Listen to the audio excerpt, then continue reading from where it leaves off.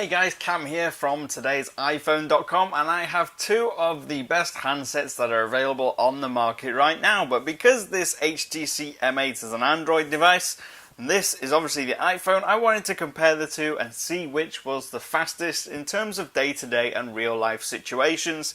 I am not going to be running any benchmarks or any geeky stuff like that, because really, what really matters is how fast it is when you use it day-to-day and what the average consumer is going to experience.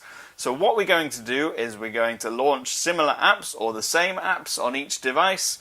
We're going to run a internet speed test, and we're going to run various other things that are comparable between the two that will make a difference in day-to-day life. Now what I've done is I have stopped any apps from running on the iPhone, although they don't really run, and I've also stopped any running apps on the HTC device as well, at least all the ones that I can without breaking the phone.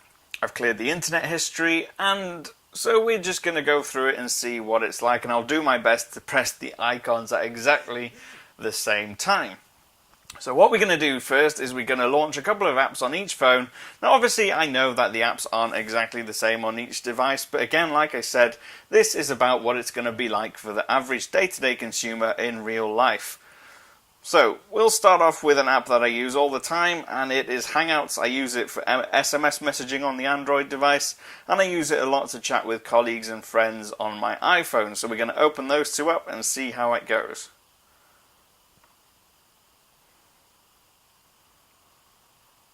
You see, really there's not much difference. The app actually came up quicker on this one because the animation to load it was quicker, but I think the actual chat's loaded a slight tad quicker on the iPhone.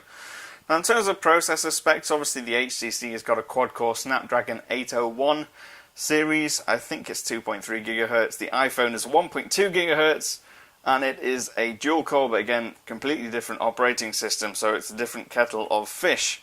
So we go to another app that everybody likes to use, WhatsApp. Let's see how that one goes.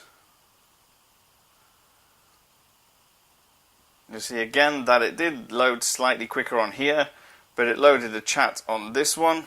So what we're going to do next is we're going to load up Spotify and see what those two are like. You'll see Android loaded up first. iPhone app took a little while longer.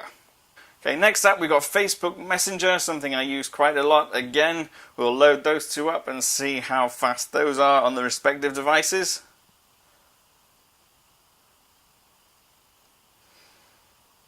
Again, the actual app loaded quicker on the HTC, but the chats and everything loaded up slightly quicker on the iPhone. Now, last but not least, let's go for Instagram. We're just doing the really popular apps here, so Instagram next. Again, slightly quicker on the HTC for that one. So what we're going to do next, I've downloaded the Ookla speed test app on both devices, and we will see what the actual internet download speeds are going to be like on both. Now, the reason I'm doing this is because the HTC has got 802.11 AC capabilities, whereas the iPhone only has up to N. So we'll see. I've got an AC router downstairs, so we'll get to see if it's any faster, if it's something you're going to notice when you're downloading files. So we'll begin the test, and we'll see how it goes on both devices. Now you see the test has actually started off much quicker on the HTC. The iPhone still testing the ping, isn't quite there yet. Now you see, because they're both running, obviously the speed has dropped slightly. And what's surprising here is you'll see that this one topped out at 29 megabits per second downloads, and the iPhone is struggled to get anywhere near 15. Now the upload hasn't actually started on this one yet, so let's see how that goes. So we get similar upload speeds on both, maximum of around 8 megabits per second.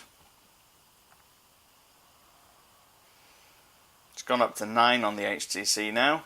So what we'll do now is we're going to restart this test, and we're going to restart it with both phones doing it individually. We'll do it so that only one of the phones is using the network at the same time. So we'll start off with the HTC, and we'll see how it does without the iPhone trying to do it at the same time.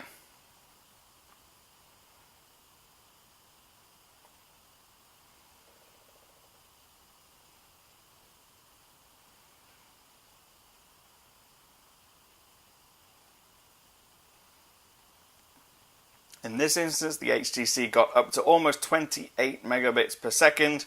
Uploads again somewhere between 7 and 9 megabits per second. So we're just getting up to about 9 megabits per second again on the HTC. We'll start the iPhone again.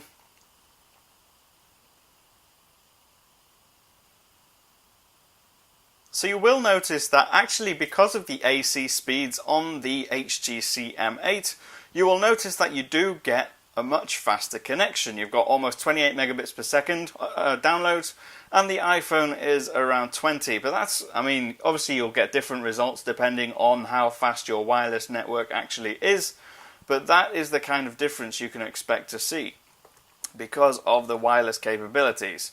So let's go into the browsers. We've done the speed test. We're going to Chrome on the Android device and Safari on this one. So let's try today's iPhone.com.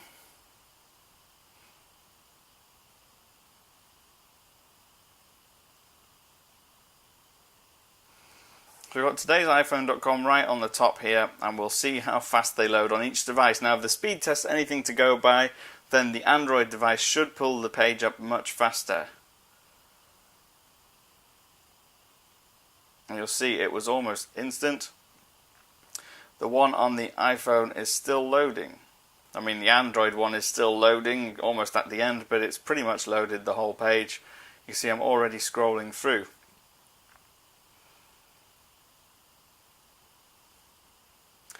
iPhone is still loading.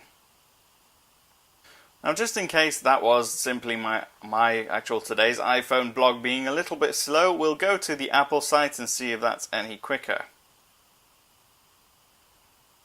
You'll see again, it loaded much faster on the HTC. And if we open up a page within the blog, within the site,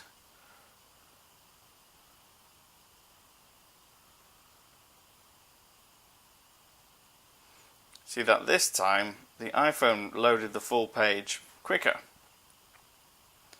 The Android phone hasn't loaded all the images quite yet. Seems to be struggling a little bit with that. So we'll go to Facebook.com and we'll see how quickly that loads. So what you'll notice within the two is that obviously Apple's animations when you actually load up the apps are slightly slower than Android's. That's not really anything to do with the power of the devices, but it can make a difference in day-to-day life. I know plenty of people that love iPhone and love iOS, and they just don't like the fact it takes so long to get the animation to load the app up in the first place. In a lot of cases, the Android device will appear quicker.